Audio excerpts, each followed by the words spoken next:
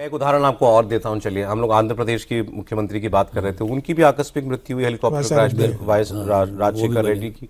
उनके जाने के बाद क्या हुआ? कांग्रेस पार्टी ने उनके परिवार को तवज्जो नहीं दी, किसी और को किरण रेड्डी को बनाया, किसी और को मुख्यमंत्री बनाया कांग्रेस ने। लेकिन उस वक्त वो भी तो बहुत यंग थे, वायस भी तो वायस सर बहुत यंग थे, उनकी बहन भी हैं शायद, दोनों ही यंग थे।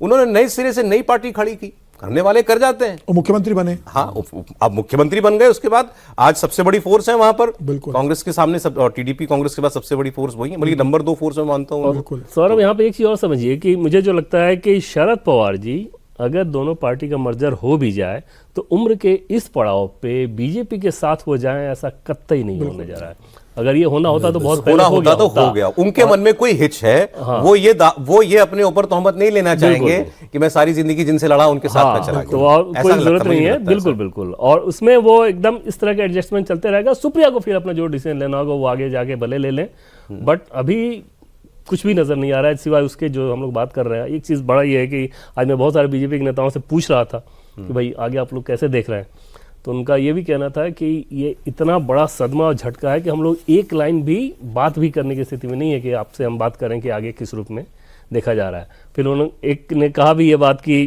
जर्नलिस्ट, क्योंकि उनको अपना काम है तो रुथलेस होकर ये सवाल सोच सकते हैं, पूछ सकते हैं, बोल सकते हैं, लेकिन हमारे लिए बहुत बड़ा सदमा है। अभी तो हम लोग किसी कंडीशन में नहीं है कि इस पर कुछ भी बात कर सकें, लेकिन जो अंडरस्टैंडिंग नज़र आ रही है वो इसी के इर्द गिर्द नज़र आ रही है कि डिप्टी सीएम परिवार का इसी तरह से चलता रहेगा और धीरे धीरे आप देखेंगे कि वो लीडरशिप देवेंद्र फडणवीस का और ज्यादा अभी बीजेपी सपोर्ट करेगी, मतलब नहीं तो जाहिर है, जैसे आज वो तो आज जो फडणवीस जी के जो शब्द थे, मेरे मित्र चले गए, दमदार दिलदार मित्र, मेरे दिख रहा था कि उनके लिए पर्सनल लॉस है। बिल्कुल, और अजित पवार के साथ जो रहा है, मतलब सपोर्ट रहा है, तो मुझे लगता है कि फिलहाल तो बीजेपी इसमें कोई मतलब शिंदे जी का भी जो स्टेटमेंट था वो बड़ा दिल से निकली हुई बातें कह रहे थे वो। नहीं, अभी तो मतलब सुनीता पवार और पार्थ पवार में से तय होगा। सुनीता पवार की संभावना ज्यादा, और मुझे लगता है भारतीय जनता पार्टी पूरा सपोर्ट करेगी अजित पवार के परिवार को। मुझसे किसी ने नीचे चाय पीते हुए पूछा, जैसे आप कह रहे हैं ना कि भाई देखिए, जिनके लिए जो बहुत नजदीक से जुड़े हुए थे, जाहिर है कि वो शौक में है।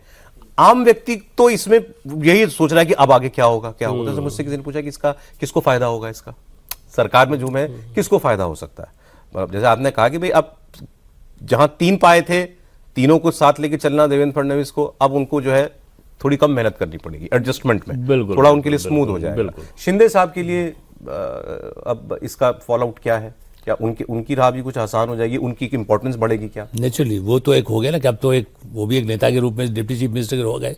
यदि सुमित्रा जी बनती हैं तब भी वो उनके लिए अपना प्रभाव ज्यादा रहेगा, इतनी निश्चित रूप से। लेकिन अभी उनको एक तरह से स्पेस मिल गया, ये नहीं कि उनसे प्रतियोगिता थी। मुझे लगता है वो भी, क्योंकि अजित पवार तो चाहे शिवसेना के लोग रहे और सबके साथ ओबलाइजिंग रिलेशन, इसीलिए जो अभी हम और बात करेंगे दुर्घटना, कोई ऐसा कारण नहीं हो सकता। उनके विरोधी बहुत कम आपको दिखेंगे व्यक्तिगत रूप से, दुश्मन ना कि इसका बुरा हो जाए, ये मर जाए, कुछ हो जाए, जैसे होता है ना। शिंदे जी की इंपॉर्टेंस भी थोड़ी बढ़ेगी अब सरकार में। ये अब सर, ये जो बयान आए ममता बनर्जी ने जो कहा कि ये क्योंकि दूसरी तरफ चले जाने वाले थे, सरकार को छोड़ने वाले थे, तो फिर ये दुर्घटना हुई तो सुप्रीम कोर्ट इसकी जांच करे।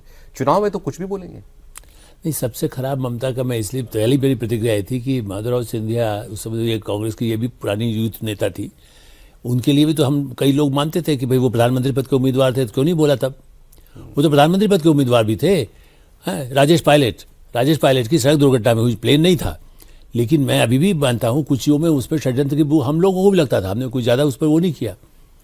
तो मेरा ये मानना है कि ये ऐसी स्थिति, चूंकि उन्होंने कई ऐसे लोगों से उन्होंने वो किया था, जैसे मैंने कहा ना राव के बाद कौन वाले, उनका भी एक चैप्टर में था, तो राजेश पायलट और सिंधिया दोनों कंटेंडर थे प्राइम मिनिस्टर के। तब भी किसी ने इस तरह का घटियापन, जो मुझे लगता है कि आज जो ममता जी ने किया, राजनीति से भी हट करके कि षड्यंत्र की बू, देखिए ये जांच की बात तो सब हम अभी कहेंगे, प्लेन खराब था, डीजीसी हाँ, ये तो बात को भाई कैसे हो गया, वीआईपी ट्रैवल कर रहा है, प्लेन में क्या खराब, वो सब बोलेंगे। लेकिन जिस तरह से इवन एनसीपी के कुछ लोगों ने आज भी किस दिन के किसी प्रोग्राम में देखा, ये कहना इस समय इतना खराब लगता है कि आप कोई उनका जब विरोधी नहीं था, आप एक मानते कि अजित पवार के इतने दुश्मन थे जो उनको मरवा देंगे प्लेन की दुर्घटना की बात कहता हूँ भाई। अजीत पवार, ममता जी ने कहा अजीत पवार सरकार छोड़ के जाने वाले थे, सरकार छोड़ के वो जाने वाले थे तो क्या सरकार गिरने वाली थी? सरकार तो देवेंद्र फडणवीस अकेले चला लेते। संजय राउत का बयान देखिए, संजय राउत ने आज बयान दिया कि भाई अब ऐसा होगा कि बड़े बड़े नेता छोटे छोटे चुनाव प्रचार में प्रचार करने जाते, पंचायत का प्रचार करने जा रहे थे अजित पवार बेसिकली, तो बोले अगर नहीं जाते तो बच जाते, प्रचार करने गए, मोह था तो मर गए। पर इस तरह का बयान आप मराठी में अगर आप दे रहे हो, Insensitive बयान। संजय राउत ने बयान दिया कि भाई अगर प्रचार करने नहीं जाते तो ये घटना नहीं घटती, क्योंकि मोह था कि छोटे-छोटे चुनाव में भी बड़े नेताओं को जाना है, तो वो गए तो ये घटना घट गई। उद्धव ठाकरे का स्टेटमेंट तो ठीक है, उन्होंने कहा मेरे अच्छे साथी नहीं किया, चले गए। उद्धव ठाकरे जा रहे हैं, मतलब बारामती पहुंच गए, उद्धव ठाकरे भी जा रहे हैं मुझे